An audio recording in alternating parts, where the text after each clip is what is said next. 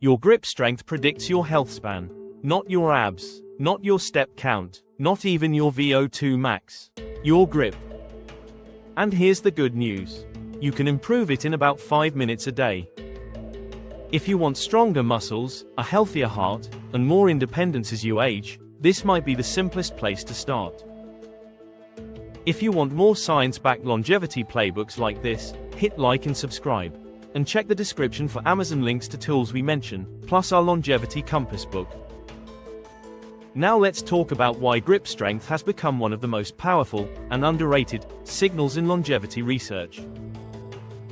In one massive international study across 17 countries, lower grip strength predicted a higher risk of dying from all causes, cardiovascular disease, heart attacks, and stroke. And here's the part that surprises people. In that dataset, grip strength predicted mortality risk more strongly than systolic blood pressure. That does not mean blood pressure doesn't matter. It means grip strength is an incredibly efficient summary signal of overall health. This finding isn't a one-off. A huge meta-analysis covering roughly 3 million people found that for every 5 kilograms lower grip strength, risk of all-cause death and cardiovascular disease went up meaningfully. Umbrella reviews, studies of studies, reach the same conclusion. Higher grip strength is consistently linked with lower mortality, lower cardiovascular risk, and lower disability risk. So what's going on here? Are hands secretly controlling the heart? Not exactly. Grip strength works like a functional vital sign. It reflects total body muscle quality, nervous system function, connective tissue health, and how much physical reserve you actually have. That's why grip strength shows up in clinical aging research. Major sarcopenia guidelines use grip strength as a screening tool for low strength, with cutoffs around 27 kilograms for men and 16 kilograms for women. Translation: if grip is low, the rest of the system is usually struggling too. Now let's talk about the hands-heart connection, carefully and honestly. First pathway, grip is a proxy for whole body strength. Low strength tracks tightly with frailty, disability, and loss of independence as we age. Second pathway, grip training often overlaps with resistance training. And resistance training itself is associated with lower all-cause mortality, with the biggest benefit showing up around an hour per week. Third pathway, and this one is direct. Isometric hand grip training has been shown in randomized trials to lower blood pressure, especially in people with hypertension. Meta-analyses report average reductions of around 6 to 7 millimeters of mercury systolic and 4 to 5 diastolic after consistent training. That's clinically meaningful, but here's the nuance most videos skip. Isometric grip work can spike blood pressure during the effort. So this isn't about max squeezing while holding your breath like you're opening a pickle jar in a panic.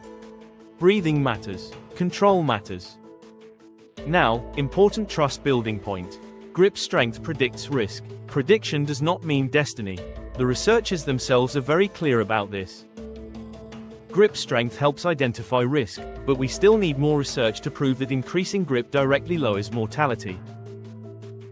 That said, and this is the key LC takeaway, when you train grip, you're almost always training the systems that actually matter.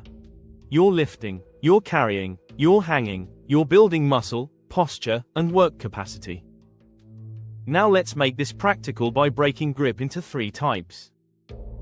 First, crush grip. This is squeezing, grippers, towel twists, ball squeezers. Second, pinch grip, plates, books, anything held between fingers and thumb. Third, and most important for longevity, support grip. Holding your body weight, holding heavy objects, resisting gravity over time. Hangs and farmers' walks live here. And support grip has massive real-life transfer. Now let's build the 5-minute fix. This is a daily microdose you can do almost anywhere.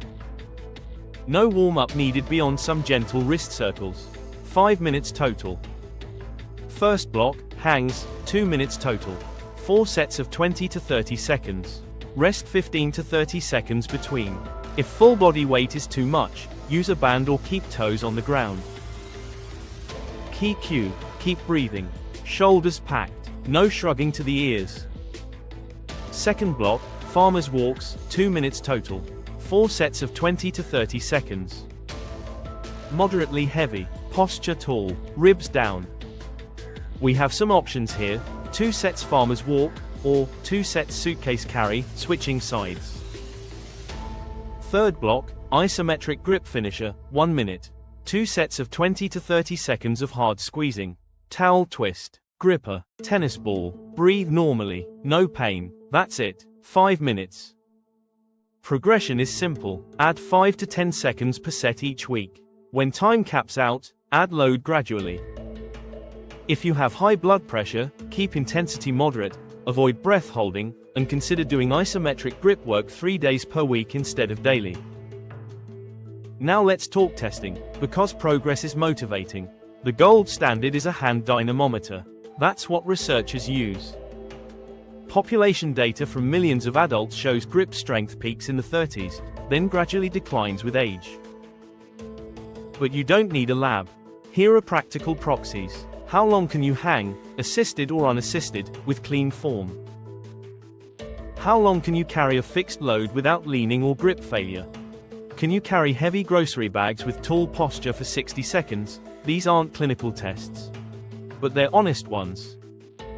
Now a quick word on nutrition, without hype.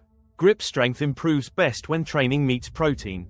Meta-analyses show that in older adults doing resistance training, adequate protein intake augments gains in lean mass and grip strength. Creatine also supports strength and lean mass when combined with training. Not magic, but highly supportive. Omega-3s may help in some contexts, but the effects are small and inconsistent. The bottom line is that supplements don't replace the stimulus. Grip gets better when you hold heavy things consistently. Now let's keep you out of trouble with a few common mistakes. Maxing out every day, that's tendon flare city.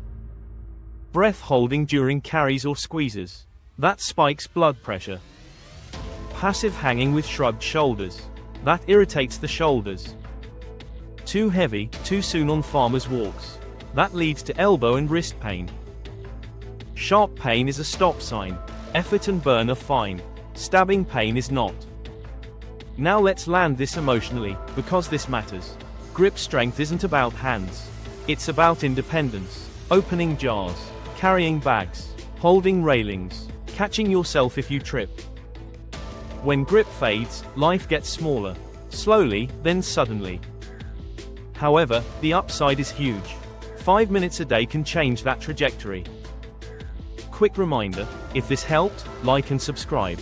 And check the description for Amazon links to grip tools and training gear, plus our longevity compass book. Now we want to hear from you. What's your weakest link right now? Hangs, carries, or grip endurance? Because longevity isn't about looking strong. It's about being able to hold on to life longer.